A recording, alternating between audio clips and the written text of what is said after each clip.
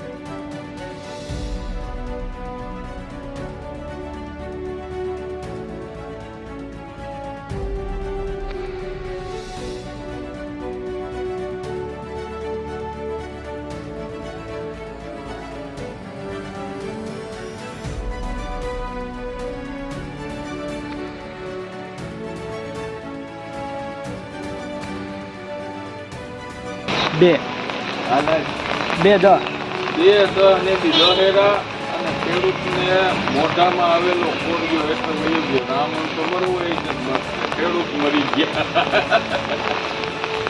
ખેડૂત આમાં હું કાંઈ થાય